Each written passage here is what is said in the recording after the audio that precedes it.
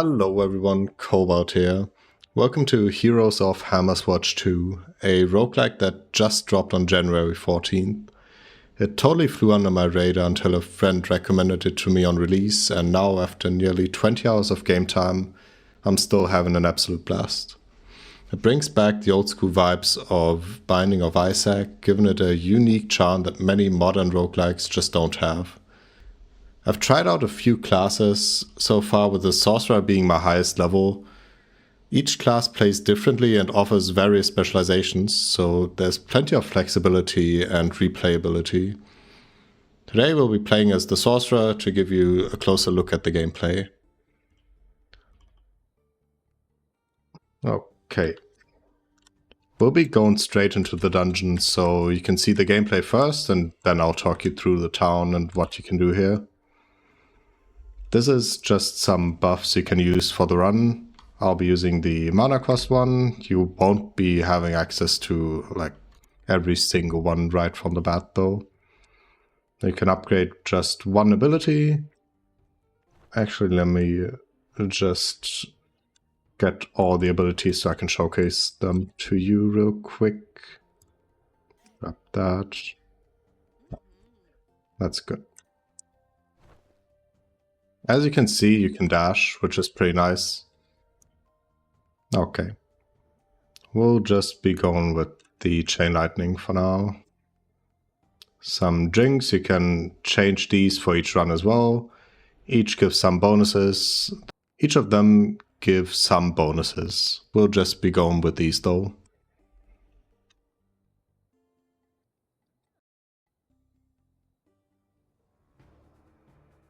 We start off in the forest, and right from the beginning you'll notice a variety of skills at your disposal. Your basic left click is just a normal attack, which is not very damaging, especially on the Sorcerer. And then you have the first ability, which is a Lightning Zap in a cone on a very short cooldown. It's your bread and butter skill, basically. You have the lightning, well, not lightning ball, but it's an elemental ball that stays on the ground as well for a decent amount of time. And the third ability, for this specialization at least, is a chargeable lightning ball, which does a lot of damage, as you can see.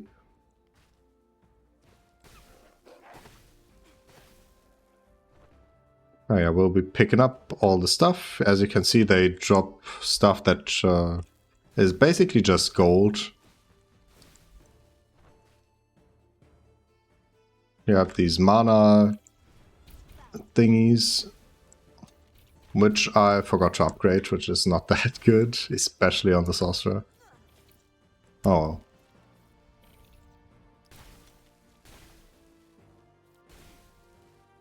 Okay. This is just materials. You see in the bottom right corner you have some wood and some gold. You'll need that in the town later on. But as I said, we'll be going over that later. I usually like to pull a bunch so I can preserve some mana. And then just AoE them down. You probably won't be able to do that immediately, as this is a character I've played a bunch as. But yeah, later on, I'm pretty sure every class can do similar stuff.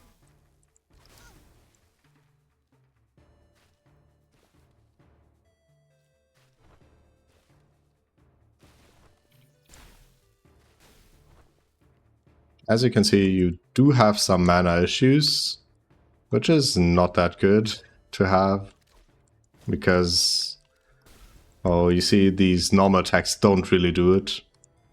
You also have potions you see in the bottom of the screen. Those restore mana and health, and this fountain basically replenishes that. So let me just use one, get the well, and be on with it. This is the first thing I wanted to showcase you. It's a skill orb, and you basically always get 3 different things you can upgrade. First of all, we have some mana regeneration on spell crits.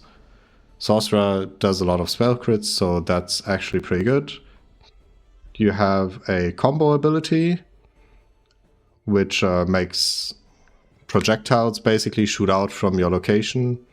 And you have your passive, which you can upgrade, Elemental Affinity, which makes it so you deal more damage. We'll just be going with the mana though.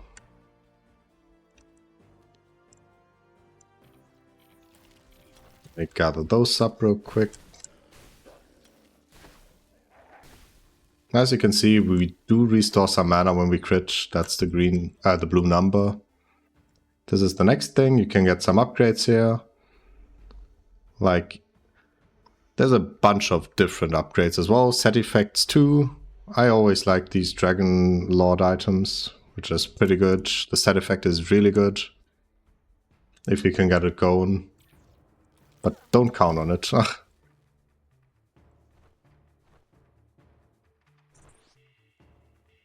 That's the combo, by the way. You can combo with different things. I'm using combo for dashes right now, which makes it so you get more movement speed and stuff like that after dashing a couple times. Okay, there's some XP gain, passive XP gain, which is pretty good. Almost missed that chest. Another trinket. And like this will just be going on until we get to the next area, basically. Which is here.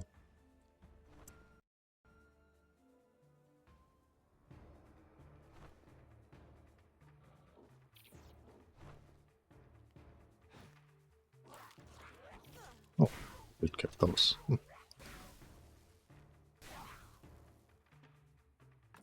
You always want to make sure to grab these materials, because especially early on you do need them a lot.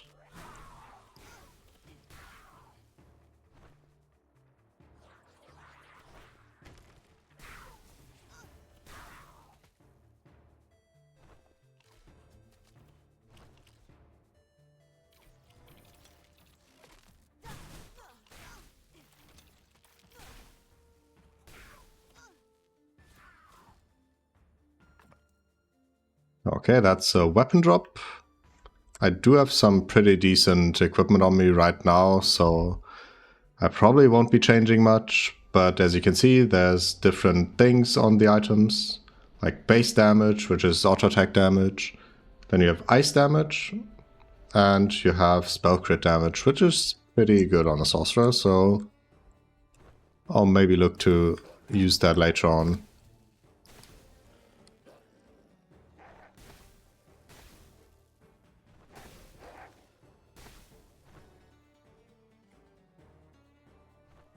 That's just some free experience.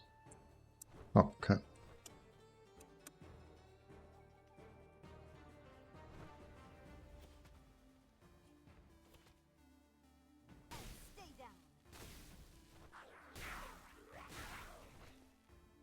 These things, basically, that's like tripwire traps or something. These just summon more mobs. That's all they do.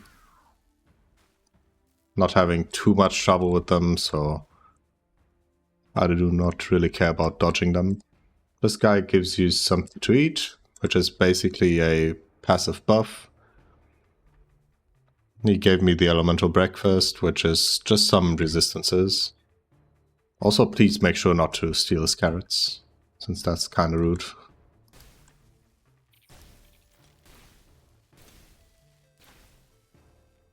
On the map you can see these different symbols as well, for different things that dropped on the ground, in case you missed something.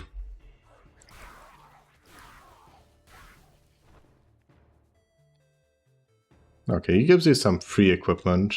You can always compare by pressing R, by the way. Frost Tome. This is probably not better than our cape, which has lightning damage and spell power on it. I'll just take the Frost Tome. Probably good for a Frost build.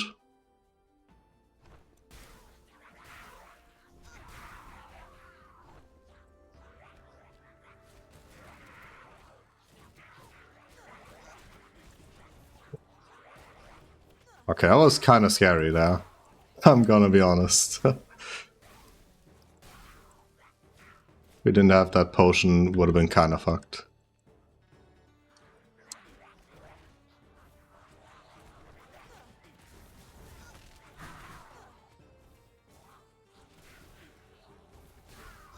Okay, maybe I should not pull that many.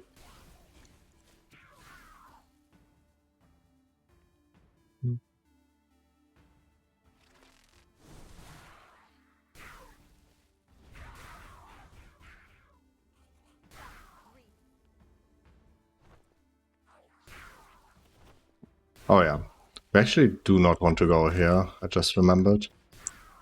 Since I only wanted to showcase the first boss. Because that's not usually open when you haven't beaten the first boss. Okay, we got to the Dark Caves. Which is a lot scarier than the forest. And you'll see why in a little bit. When I inevitably fail the mechanic.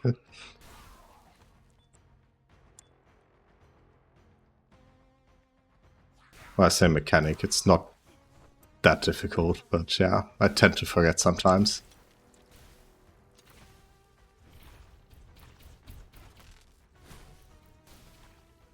That's a spawner, by the way. If you don't destroy that, new bats will continue to spawn and you won't have a good time.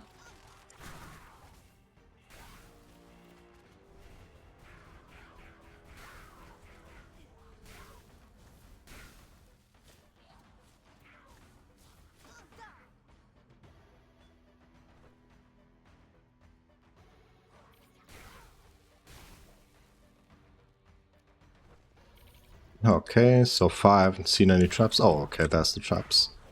That's basically what you have to watch out for as well.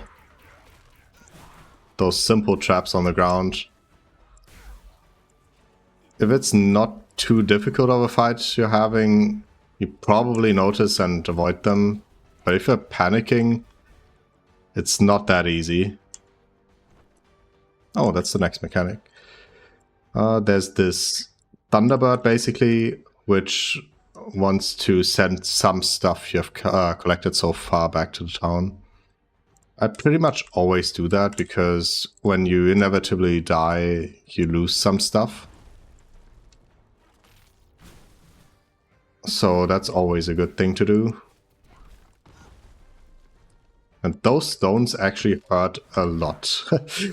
Like, they really do. So you gotta be careful for those.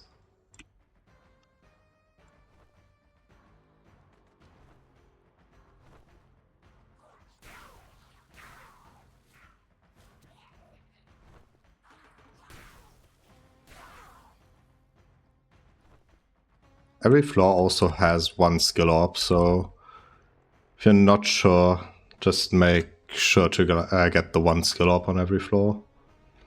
We get some elemental affinity,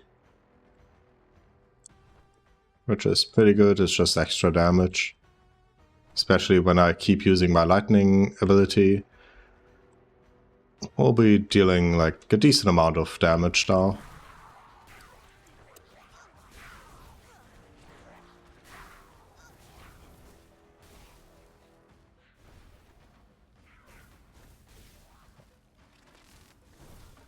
Okay, well, that was a miss. I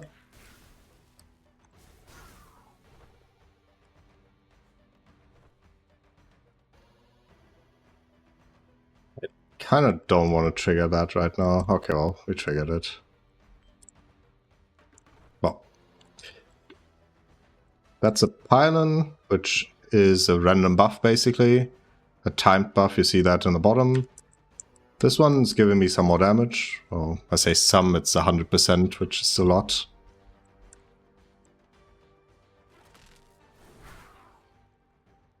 Yeah, that's just an achievement. You get those from time to time.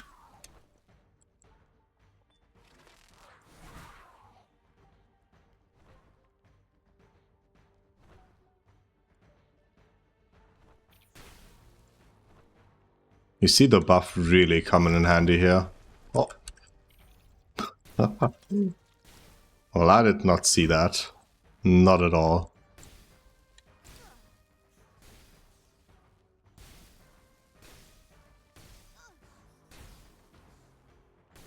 Getting out such big, like such a big density of mobs is so satisfying though. Oh, that gives us a 2-piece already. It's just some poison resistance, but if we manage to get a couple more of those things, we get some better stuff as well. Okay, let's go to the next level.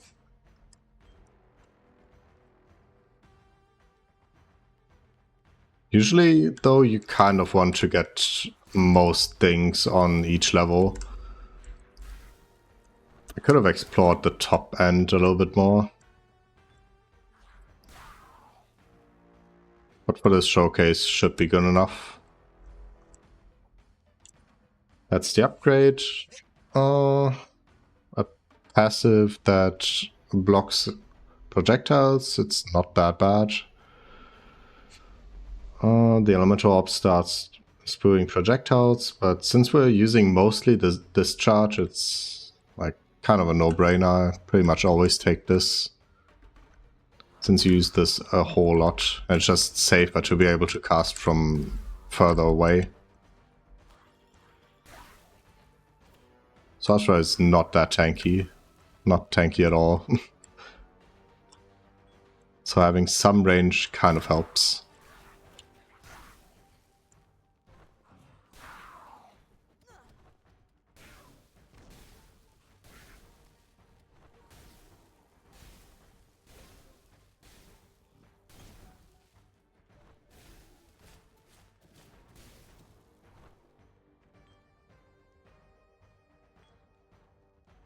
Make sure to collect that mana.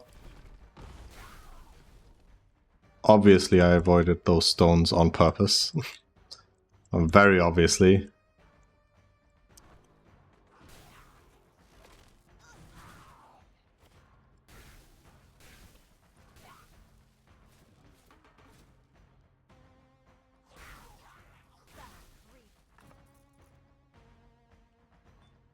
Okay, looking good so far though. Gonna make sure to collect some more items here. Okay, well. If we can find them, that is.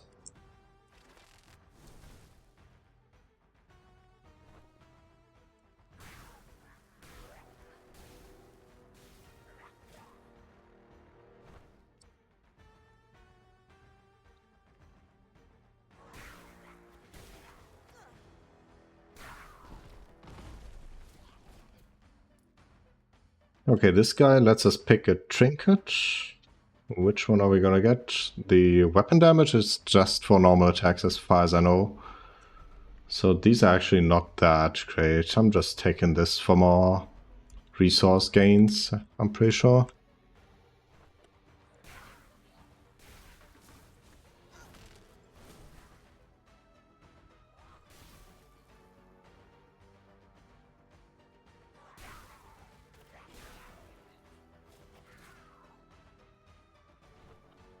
Grab those resources as well. Grab the chest. Some extra movement speed, that's pretty good. In general, you always like movement speed. At least I do. Helps you dodge abilities, get around quicker. It's always great.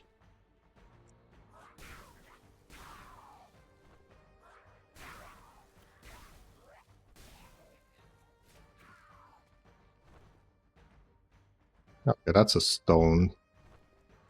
We take those, check out the left of this. Oh, nice. It's another well, so we actually have some mana to play with. I forgot to upgrade something, which is probably not that great. Maybe it'll bite us a little bit in the ass on the boss, but we'll see. Okay, we got to the boss now. In case you want to skip ahead, I'll make sure to put the timestamp on the screen right now if you don't want to get spoiled. But yeah, We'll just be fighting it. It's a totem.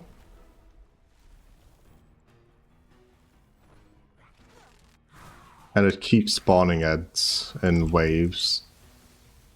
Right now it's an ice totem. You see the mechanics basically.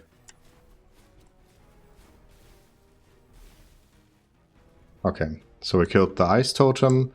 Now it turned into a fire totem. With different abilities. Let me just clear out some stuff here.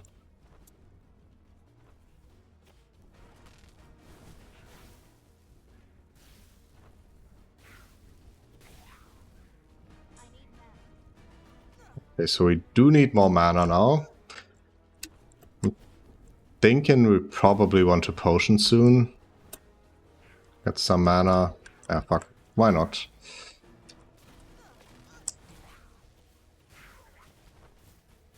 Clear out some of the trash mobs. Now it's a lightning totem.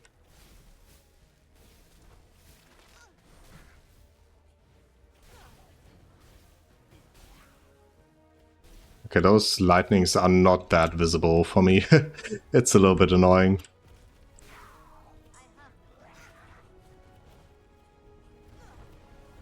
Yeah, potioning again here, just to make sure we have some mana.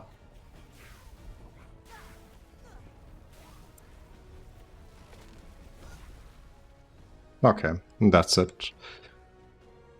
Let's go, we did it.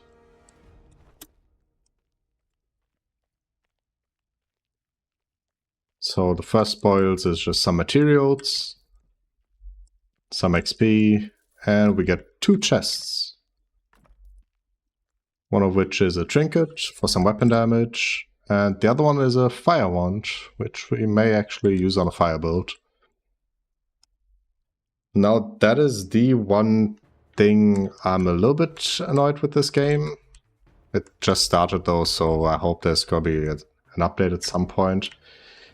Which is, it doesn't really give you the opportunity to go back, like, unless you abandon the run. Which I'm gonna do here. You do lose some stuff, though, if you do that. As you can see, we got a lot of gold, picked up gold, some valuables. And the trinkets also count for things, count for resources. Yeah. But we did have to give up some stuff because we revived, which we just abandoned the run. Yeah.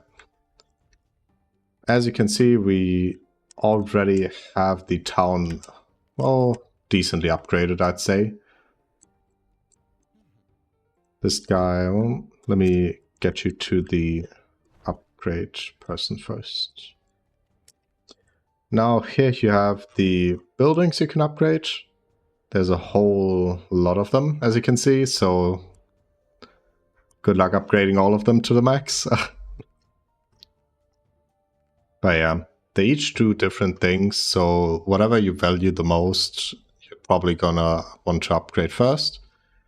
I upgraded the guild hall a lot because that scales with your skill points.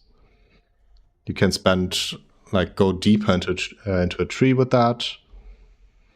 And yeah, things like the trading post lets you sell stuff, sell wood and stone, or lets you buy it as well.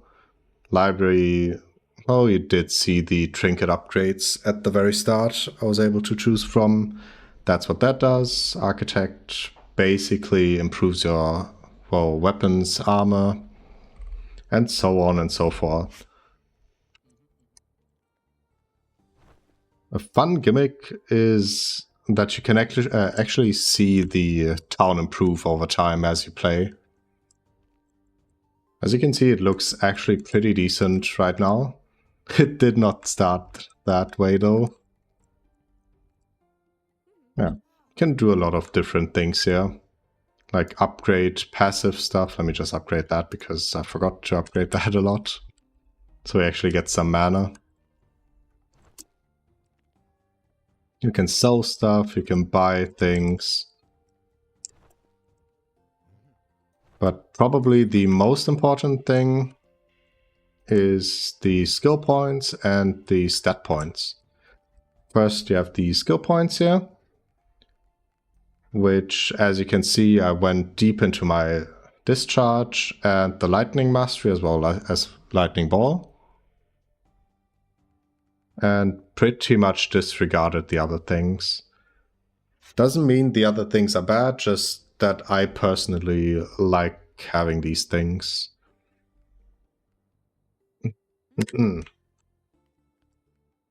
Then you have the points, the attributes. You can clearly see what every attribute does. As you can see, strength only gives me armor, which basically means I don't want strength as well as dexterity, which is weapon crit chance and damage. The only thing I really care about is these three things. Focus for mana, mana regen, vitality, well, for health, clearly, and intelligence to do more damage, which I'm probably gonna go 3 more points into.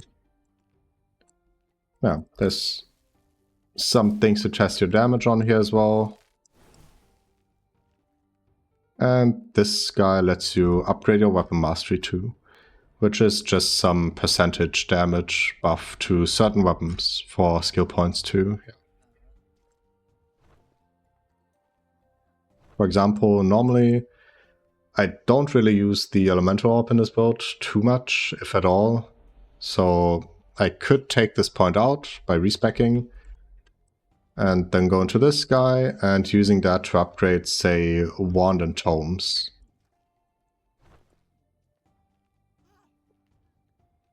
Yeah. And that's pretty much it. You upgrade your town, you get better items. As you can see, my items right now are blue. I don't know if there's purple items. I hope there's purple items. Maybe even legendaries. But I'll probably, well, hopefully get to see that when I get a little bit deeper into the game. So yeah, that's gonna be it. I hope you guys have fun with Heroes of Hammerwatch. Well, hopefully at least as much as I do, because I like this game a lot. Hope this game gets around a little bit more. Although I do see a decent amount of people playing it nowadays. And I'll see you guys next time. Ciao!